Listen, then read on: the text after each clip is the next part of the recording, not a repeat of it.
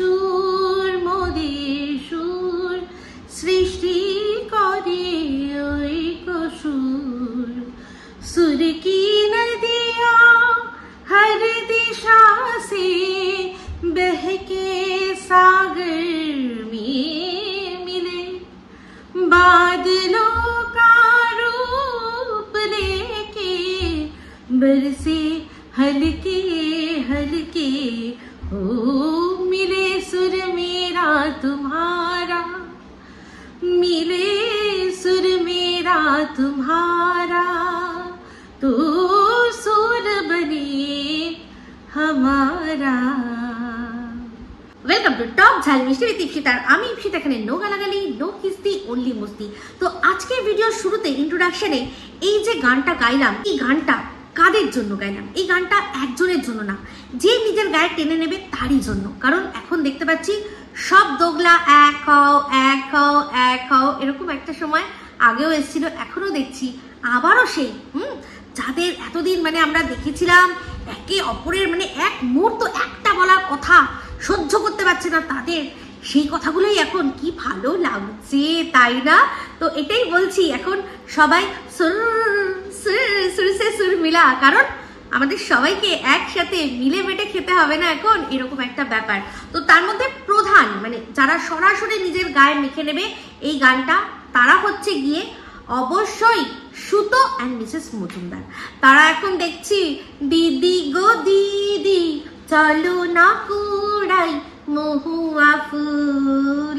এই গানটা আপনারা কতজন শুনেছেন? কোন সিনেমা মনে পড়ছে না, আমার খুব মানে দারুণ লেগেছিল, এত সিচুয়েশনাল গানটা। এটা আদিবাসীদের মধ্যে তারা মহুয়া ফুল দিয়ে কি হয়, মহুয়া ফুলের রস বের হয়, বেরিয়ে জানেন তো ওটা দিয়ে কি হয়। এখন দুজনকে বলছে দিদি গো দিদি চলো না কুড়াই মহুয়া ফুল। মানে যে ভাইটির দালাল সুতো এক পা যদি মিসেস মজুমদার বাড়ির থেকে বার করতো, বলতো নগরের সাথে কি নাগরের সাথে নগর কীর্তন করতে গেছে, সে এখন বলছে যা একটু লাগে, মন খারাপ হলে একটু যে সমুদ্র সৈকতে গেলে কেমন লাগে সেইটা তো সে উপলব্ধি করে এসছে। শুধু সেখানে কেন, এখন নানান জায়গায় নানান জিনিস আমরা দেখছি। হ্যাঁ দেখুন, যেটা দেখাচ্ছে ভিডিওর মধ্যে সেটা তো বলবোই আমরা, যে জিনিসগুলোকে এতদিন নিজে এত ছোট করেছে। কেউ কারুর বাড়িতে যাওয়া মানেই সে নাগরের সাথে নগর কীর্তন করতে যাচ্ছে, কেউ কারুর বাড়িতে যাওয়া মানেই সেটা নোংরামি, সংসার সমস্ত কিছু। ওর তো কিছু নেই, দিনের পর দিন বলেছে তোর তো সংসার বলে কিচ্ছু নেই, তোর তো বর বলে কিচ্ছু নেই। ও বরের নাম দিয়েছিল কি যেন, হাফগান্ডু না? ইস, আমাদের মানে শুভদা, শুভদা এখন সে আসে না, ক্যামেরা আলাদা মানুষ সেটা, কিন্তু সেই শুভদা যখন কথা বলে বোঝা যায় যে মানে আর যাই হোক যে ওয়ার্ডটা ব্যবহার করছে সেই ওয়ার্ডটা কখনোই তার সাথে যাওয়া যায় না, সে তার সাথে চরমদার অশান্তি থাকবে সেই মানুষটাও মনে হয় বলতে পারবে না, এতটাই ভদ্রলোক উনি। আমি যেটুকু দেখেছি, আমি মানে কি বলবো, আমি যে সময় দেখেছি সে সময় ওনার মানে সেরকম ভাবে কথা বলারই সেরকম ইয়ে ছিল না, কিন্তু আমি দেখেছি মানুষটাকে, আমি যেটুকু উপলব্ধি করার অনেক সময় যখন কথা হয়েছে আমাদের সংসারের কথা মাঝখানে পাশে থেকে সেও কথা বলছে শুনেছি, তো তাই জন্য বলছি তাকে এর দিনের পর দিন কি বলে গেছিল, হাফ গান্ডু, তাই না? মানে খুব খারাপ লাগতো তখন। আর এখন দেখছি সে ইচ্ছা করে তাকে খারাপ সাজানোর জন্য মানে এমন করেই আরো দর্শকদের কাছে পৌঁছে দিচ্ছে যাতে তাকে সবাই খারাপ ভাবে। অবশ্য তার জন্য ক্রেডিট কাকে দেবো, বেশি করে ক্রেডিট দেবো তার ওয়াইফকে, কারণ সে তো নিজেই বলছে।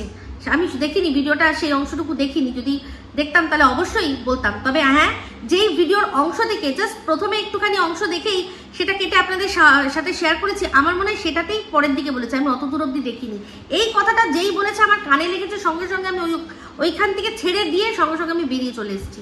যে দিনের পর দিন নিজেই সমস্ত কিছু বলবো না করে বলছে। যাই হোক, সেক্ষেত্রে মিলে সুর মেরা তুমহারা করছে, এখন বলছে যা গিয়ে যা একটু নগর কীর্তন কর, তাহলে আবার জোশ নিয়ে এসে তুই একদম ধ্বংস করে দিবি, একদম ধ্বংস করে দিবি। তো এখন তো আর ওকে ধ্বংস করবে না, সেটা আগের থেকে মনে হচ্ছে সেটিং হয়ে গেছে। নাহলে কেউ বলে, জানে যে ওর প্রধান যে কন্টেন্ট সেটাই ছিল এই মানে মিসেস মজুমদারের প্রধান কন্টেন্ট ঘোড়া, সে ঘোড়াকে একেবারে করে দৌড় করাতো। সে এখন ঘোড়া বলছে কি যে তুই গিয়ে একটু এনার্জি নিয়ে আয়, কারণ ও জানে যে যদি এনার্জিটা নিয়ে আসে তাহলে সেটা ঘোড়ার উপরে খরচা করবে না, অন্য কারোর ওপর খরচা করবে। আর তার উপর বারবার বলছে বলে দে না, যা জানিস বলে দে না। হ্যাঁ, এক দলে মিলতে তো আরো বেশি সুবিধা হবে না, মিলে সুর মেরা তোমারা আরো বেশি হবে। মানে আমি যেটা মন্দিরের সাথে করেছি, তুইও করে দে না সন্দীপের সাথে। তাহলে তো একদম আর কোনোদিনও না তুই আমার দিকে আঙুল তুলতে পারবি না, আমি তোর দিকে আঙুল তুলতে পারবো। এই বিষয়টা একদম করে নিতে চাইছে। যে জিনিসটা ও করেছে সেটাই বন্ধুত্বের মুখোশে করে নেবে যা মনে হচ্ছে। তো যাই হোক, সেটা সম্পূর্ণ তাদের ব্যাপার। আমি তো যেটা চোখে দেখবো ভাই সেটা পরিষ্কার বলবো। অবশ্যই এই কথাটা, এত বড় কথা ও বলার সাহস পেয়েছে এই জন্যই মিসেস মজুমদার তার রাস্তাটা খুলে দিয়েছে। বরাবর দেখেছেন বলবো না করে আমাকে বলিও না, আমাকে মুখ খুলিও না, আমি চুপ করে রয়েছি। আরে ভাই, চুপ যখন করবি তাহলে পুরোই চুপ হয়ে যা না।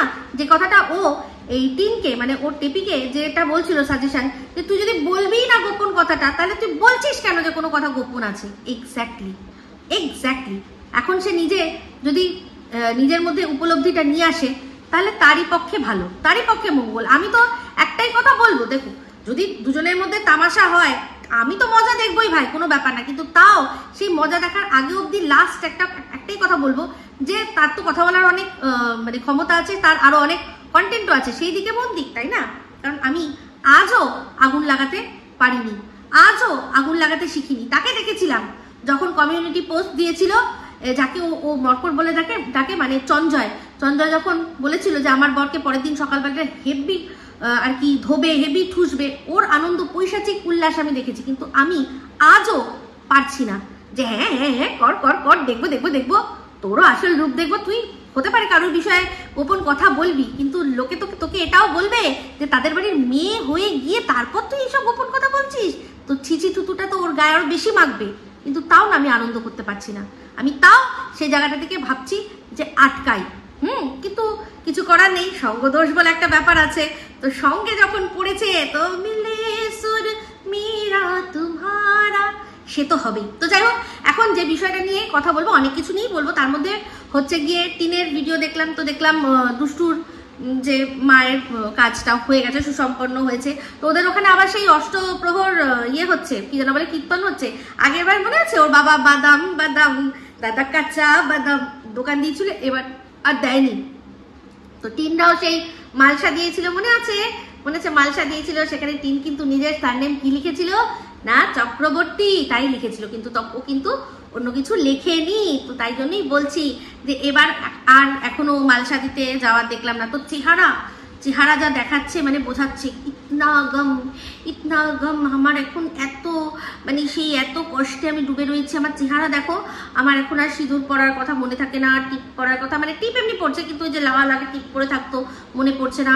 হাতে যে শাখা পলা আমি সবসময় পরে থাকতাম, সেগুলো আমার এখন মনে পড়ছে না। অবশ্য গয়নাগুলো না পড়ার একটা কারণ আছে, সেটা হচ্ছে গিয়ে ও যেহেতু এখন এই গয়নার ব্যবসা করছে, ওকে সবসময় এখন ওই যেগুলো বিক্রি করবে সেগুলোকেই খোলা পড়া করতে হবে। গয়নার কথা বলছি না, তবে সিঁদুরটা তো পড়তো। এক সময় তুলে দিল, সবাই ঝাঁপিয়ে পড়লো। তারপর কি করলো, তারপর আবার সিঁদুর পরে নিল, তখন সবাই আবার ঝাঁপিয়ে পড়লো। তখন কি বললো যে আমার তো এখনো ডিভোর্স হয়নি, তো যার জন্য আমি পড়তাম তার জন্যই পড়ি। তাহলে তার জন্য তো সবসময় পড়ে থাকার কথা, কারণ ডিভোর্স তো এখনো হয়নি, তাই না? কিন্তু এইরকমই ব্যাপার, কখনো পড়বে কখনো ধরবে। ঠিক এই যেরকম মিসেস মজুমদারের কন্টেন্ট, ধরো আবার ছাড়ো, ধরেছো ভালো করে ধরেছো, শক্ত করে ধরেছো, মুঠো করে নিয়েছো, পুরো তার শ্বাসরোধ হয়ে গেছে, ব্যাস ছেড়ে দাও। আবার তারপর ছেড়ে দাও, তারপর সে মরবে না বাঁচবে, ছেড়ে দাও। বুঝতে পেরেছেন? তো যাই হোক, যেটা বলছিলাম, দেখলাম যে হয়েছে, ওদের কাজকর্ম সব মিটে গেছে, ওরা একসাথে বেরোলো। কোথায় গেল? ওর টিনের শরীর খারাপ। তো একটা জিনিস সত্যি ভালো লাগলো যে শরীর খারাপ, এবার ও সঙ্গে সঙ্গে ডাক্তারের কাছে গেল। ডাক্তারের কাছে গেল, একটা একটা প্যাকেট তো দেখালো। ডাক্তারের চেম্বার সেরকম কিছুই দেখায়নি, শুধু ওই রাস্তাটাই দেখালো। তো টিন যতবার টোটো করে রাস্তার সিনগুলো দেখে না, তত বেশিবার আমাদের সুবিধা হয় ও কখন বাইকে যাচ্ছে সেটা বুঝে নিতে। এতবার চেষ্টা করে কিন্তু যে বাইকের যেরকম দৃশ্য ওঠে সেটাই ও দেখাবে, কিন্তু ঠিক কোনো না কোনোভাবে টোটোর অংশ আসবে। আর এটাই সত্যি কথা, টোটো থেকে নিলে একরকম দৃশ্য, তার ক্যামেরার অ্যাঙ্গেলই আলাদা, আর বাইকে বসে আর কি যদি ক্যামেরা ধরা যায় তার একদমই আলাদা, বাইক বা টু হুইলারে বসে। কারণ আমি নিজে মানে সবসময় এটা করি তো, তাই জন্য আমি সবসময় জানি। আমি সব মানে টোটো করেও যাচ্ছি কখনো, যখন মায়ের বাড়ি যাচ্ছি একা তখন অনেক সময় টোটো করে যাচ্ছি, আবার যখন বরের সাথে বেরোচ্ছি তখন স্কুটির পিছনে আমি বসছি। তো আমি আমার থেকে ভালো কেউ জানতে পারে না যে ক্যামেরার অ্যাঙ্গেল দেখে কোনটাতে বোঝা যায় যে কোনটা টু হুইলার থেকে নেওয়া হয়েছে আর কোনটা টোটো থেকে নেওয়া হয়েছে। তো যাই হোক ওই আমাদেরই সুবিধা করে দেয়, আর কোনো মানে এখানে আর কোনো দ্বিমত নেই। তো যাই হোক পরের দিন একটা জিনিস দেখলাম যে ওদের ওই কাজটা তো সেদিন হয়েই গেল, খাওয়া দাওয়া ওর যে বাড়িতে ওর বাপিও এসছে, কারণ কাজটা তো সেই করবে। তো সেখানে খাওয়া দাওয়ার সময় কি ক্যাওয়াস বাপরে বাপ, ও বন্ধ করে দিল, বাধ্য হয়ে বন্ধ করে দিল। তো তারপর একটাই কথা যে ঘুমাবো, এবার ঘুমিয়ে তারপর ভালো লাগছে না, হ্যাঁ বারবার করে গল্প করতে ইচ্ছা করছে, আর নাহলে মনে হচ্ছে যা ক্যামেরা ধরবো না। অ্যাকচুয়ালি কি বলুন তো, গভীর প্ল্যাটিং চলছে। এই যে ধরা পড়ে গেছে, সবাই বুঝতে পেরে গেছে যে ওর সাথে ফ্ল্যাটে কে থাকে, সবাই বুঝতে পেরে গেছে না। তো সেই জন্য এই সমস্ত কিছু ফ্যাব্রিকেটেড ব্যাপারটা হচ্ছে। তো যাই হোক এই দেখলাম যে সুতো দীপ্তবাবুকে কত এই যে করে দীপ্তবাবুর সাথে কত কথা বললো। তো সেক্ষেত্রে একটা কথা বললো যে আজ থেকে অনেকদিন আগে ইনস্টাতে দীপ্ত ধমকি দিয়েছিল মুখ খুলবে বলে। তো সেটা কার বিরুদ্ধে করবে বলেছিল? ওটা তো ম্যাডামের বিরুদ্ধে ছিল, তার সাথে তো এর কোনো সম্পর্ক নেই। সেটা তো সেই ওই পুরো মাতাল হয়ে চাতাল ধরার মতো করে কতগুলো মুখ না দেখিয়ে ভিডিও করে বলেছিল, ম্যাডামকে যাচ্ছে তাই নোংরা ভাষায় গালাগালি দিয়েছিল, যাচ্ছে তাই নোংরা ভাষায় গালাগালি দিয়েছিল। তার সাথে টিনের তো কোনো সম্পর্ক নেই। তো এখানে বক্তব্য একটাই, এই যে একটা নতুন পোস্ট দেওয়া হয়েছে তার পেছনে কারণ একটাই, কারণ আমি সহ ম্যাডাম সহ আরো অনেকে আমরা জানি যে যদি সত্যি এদের মধ্যে সম্পর্ক শেষ হয়ে যায় না, এই দিন এই কবিতা চোর যে কি হাল করবে মানে তার ইয়ত্তা নেই। তো যাই হোক এই দেখলাম সুতো বলছে ও এটা জানে, ও এটা ভালো করে জানে যে আমি নাকি ওর বোনের সম্পর্কে কথা বলেছি, কিন্তু ও এটা জানে না যে কবিতা চোর যেটা বলছে, মনে হয় কবিতা চোর কারণ কবিতা চুরি করে লিখেছিল, মনে হয় কি প্রমাণ দিয়ে দেখিয়ে দিয়েছিলাম। তো এটা তো প্রমাণ দিয়ে দেখিয়ে দিয়েছিলাম, এটা কোনো প্রমাণ সাপেক্ষ ব্যাপার নয়, সবাই দেখে নিয়েছে যে ও কিরকম ভাবে কবিতা চুরি করে করে অন্যের পেজ থেকে চুরি করে করে সেগুলোকে নিজের লেখকের জায়গায় নিজের নাম দিয়ে সেগুলোকে পোস্ট করে করে এরকম অন্যের বউ পটাতো। তো যাই হোক আমাকে একজন কমেন্ট করেছে যে দেখবে আবার মেসোমশাইয়ের কবিতাগুলো ওনা চুরি করে নেয়। হ্যাঁ, মেসোমশাইদের বাড়ি মানে সন্দীপের বাড়ির সব কিছুর উপরে ওর ভীষণ নজর। পারলে তো ওখানকার ট্যাঙ্কিটা ওই যে বুঝতেই পারছো কিসের ট্যাঙ্কি, ওই ট্যাঙ্কিটা নিয়ে যেতে পারলেও বাঁচে, জানো না, ওর ভীষণ পছন্দ ওখানে। তো যাই হোক পরিষ্কার বুঝতেই পারলাম পরের ভিডিওটা দেখে যে ফ্ল্যাটে আসার তড়িঘড়ি মানে তোড়জোড় চলছে, কারণ এতগুলো মাল নিয়ে এসছে, সেগুলো এবার লাইভ তো করতে হবে, সেগুলো তো বেচতে হবে, ওগুলো তো বাড়িতে আনার জন্য রাখার জন্য করেনি। তো সেই জন্যই আসবে যেহেতু, তাই আগের থেকে এই ব্যাপারটা যে আমাদের কোনো সম্পর্ক নেই, ও সিঁদুর তুলে দিয়েছে, দুঃখিয়ারি মুখ চোখ, একদম কিছু ভালো লাগছে না, অসুস্থ হয়ে পড়েছে, কারণ প্রচুর ঝগড়াঝাটি হয়েছে না সেই জন্য। আর এখন তো শত্রু মিত্র সব সমস্যারে এটাই দর্শকদের বোঝানোর চেষ্টা করছে যে না টিনের সাথে ওর কোনো সম্পর্ক নেই, ওই যে বলে দিয়েছে না যে মুখ খুলবো হেন তেন করবো, ব্যাস, তার মানে কোনো সম্পর্ক নেই। মুখ যতদিন না খুলছে, যতদিন না ভেতরের এমন কোনো খবর যেগুলো আমরা জানি না ওয়াইটির বাজারে নেই, যতদিন না ও বলছে ততদিন আমি তো অ্যাটলিস্ট বিশ্বাস করব না যে ওর সাথে সম্পর্ক নেই। হ্যাঁ, এখন কদিন ও হয়তো যাবে না ওখানে, কারণ সদ্য হয়েছে না ব্যাপারটা, তো এখন কদিন হয়তো যাবে না, কিন্তু অবশ্যই যখন যাওয়ার আবারও যাবে। তো যাই হোক আজকে টিনের ব্লগের মধ্যে দেখলাম যে তেল মাখছে, কিন্তু দেখেছেন ওটা কিন্তু সেই তেলটা নয় যে তেলটা ও আমাদেরকে প্রমোশন করে দেখায়। নিজে যখন চুলে তেল মাখতে হয় তখন অন্য তেল, আর যখন প্রমোশন করতে হয় তখন অন্য তেল, মানে বুঝতে পারছেন ওর কাছে ওর চুলের কত মূল্য, আর আমাদের চুলের মূল্য ওর কাছে চুলের সমানও নয়, মানে চুল দিয়েও পোছে না আমাদেরকে। এটা দেখে আমার কিন্তু সত্যি খুব খারাপ লেগেছে। জানি না কতজন ওর ওই একটা দেখে ওই নকল আদিবাসী তেল কিনেছেন, বাবা জানি না, বলতে পারছি না, কিন্তু এটুকু বলতে পারি যে চুল দিয়েও আপনাদের পোছে না। তো যাই হোক টিনের তিনটে সংসার চালাতে হয়, এটা তো এখন টিনের যারা ভালোবাসার মানুষরা তারাও স্বীকার করে নিয়েছে। হ্যাঁ, আমি এই জিনিসটা অনেকবার ভাবছিলাম জানেন, যে দেখুন বাবার বাড়িতে এসছে, মা নিয়ে এসছে সাথে করে, তো ও যদি থাকবেই ওখানেই থাকবে, তাহলে বাপের বাড়িতে থাকতে অসুবিধা কি আছে? ওর বাবা মা তো সবাই খুব সাপোর্টিভ, এরকম নয় যে অনেকের বাড়িতে আছে যে সাপোর্ট করে না। এরকম নাকি একটা কথা শুনলাম মিসেস মজুমদারও বলেছে যে অনেকেরই অনেক রকম ঘটনা থাকে, কিন্তু তারা বেরোতে পারে না কারণ বাপের বাড়ির সাপোর্ট পায় না। কিন্তু টিন তো পেয়েছে, এটা আমি জানতে পারলাম কার কাছ থেকে, সুতোর ভিডিও দেখে। কি অবস্থা ভাবুন, আমাকে এখন সুতোর ভিডিও থেকে জানতে হচ্ছে যে মিসেস মজুমদার কি বলেছে। তার কারণ আমি পুরো ভিডিওটা দেখিনি, ওই ভিডিওটা আমি অন করেছিলাম কিন্তু পুরোটা আমি দেখিনি। তো যাই হোক কথাটা শোনা নিয়েই কথা। তো সেখানে বললো যে সাপোর্ট করে না, কিন্তু টিনকে তো সাপোর্ট করে। তাহলে কেন ও ছাদে একটা ঘর বানিয়ে থাকে না? তার শুধুমাত্র কারণ এটাই যে যদি ও ওখানে থাকে তাহলে পুরো ওর সংসারটা, মানে এই পুরো সংসারটা ওকেই চালাতে হবে। তখন এই যে দুটো এটা ওটা ওর দাদা যে এটা করছে সেটা করছে সেটুকুও করবে না, এটা টিনের মনে হয় ধারণা। এটা আমি অনুমান করলাম যে হয়তো টিন এটাই ভাবে যে আমি যদি পাকাপাকি ভাবে এখানে বাস করি তাহলে কি করবো, আমার তো খেতে ভালো লাগে, আমি ধরো একটু কোনদিন একটু ভালো এটা ওটা খাবো, তো পুরো ওই সবার জন্য কিনতে হবে। ধরো মনে করলে একটুখানি কিছু একটু ড্রিঙ্ক ফিঙ্ক একটু কিছু খাবো, মানে ধরো ওই ফ্রুটি টুটি একটা, তার মানে ছোট আমি একটা কিনলে হয়ে যেত, কিন্তু বড় বোতল কিনতে হবে। তো বুঝতে পারছেন তো, টুকুটুকু তো সবাই করে, এখন তো প্রমাণ হয়েই গেল। তাই তো ভাবি ওই রকম উদম নৃত্য, হ্যাঁ ওইরকম উদম নৃত্য করা সম্ভব? পেটে কিছু পড়েছিল, হ্যাঁ বোঝাই যাচ্ছে। বাবারে সবাইকে কত নোংরা নোংরা কথা বলছে। সেই মনে আছে মন্দিরাকে ওই লাইফটার পর কিরকম বলেছিল, হ্যাঁ আজকে দেখুন সব আস্তে আস্তে সব বেরোবে, দাঁড়ান না। তো যাই হোক, সেক্ষেত্রে ও যদি ওখানে থাকে তাহলে পুরো মানে ও যে আলাদা করে একটা ঘর করবে, একটা বাথরুম করবে, একটা রান্নাঘর করবে, করে নিজের মতো নিজের জন্য খরচা করবে, ইনকাম করবে, সেটা কিন্তু হবে না। ওখানে কি করতে হবে না, পুরো সবাইকে চালাতে হবে।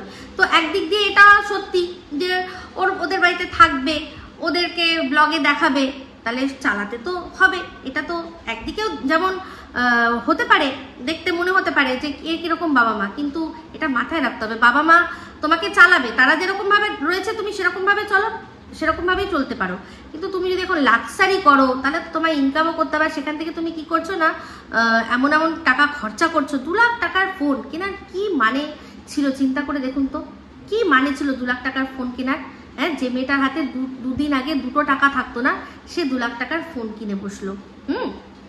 তাহলে বাবা মা তো মনে হতেই পারে ভাই এরকম ভাবে টাকা উড়াচ্ছে, তার চেয়ে ভাই আমাদেরকে একটু দিক, আমরাও তো কষ্টে রয়েছি, তাই না? তো যাই হোক, যেটাই হোক না হোক, বাবা মাও এখন সত্যি কথা বলতে গেলে একটু বুঝেই চলে, যে আর কি করবে সেই ভালো, এরকমই একটা ব্যাপার আজকের ডেটে দাঁড়িয়ে আমি যেন দেখতে পাচ্ছি হচ্ছে। আগে কিন্তু এরকম ছিল না, বাবা মা নিঃস্বার্থভাবেই করতো। তবে ওর ক্ষেত্রে হ্যাঁ, তুমি যেরকম সাপোর্ট করেছে উড়নচণ্ডী, ওনাদেরকে গায়ে, ওনার গায়ে, ওনাদের পরিবারের গায়ে আর কি দাগ লেগেছে, তো সেটার জন্য যা করার তো করতেই হবে। সেই জন্যই আর কি ও এখানে থাকে না, যে অন্তত যদি কদিনের জন্য অন্য জায়গায় থাকি তাহলে অন্তত এই সংসারে আমার সব কিছুই দাও তুমি, সেটা হবে না। দেখবেন যখন বাজারও করে সকালবেলা, আগে দেখতেন যে টিন আসতো, টিন এসে টাকা দিত ওই সবজির দোকানের লোকদের।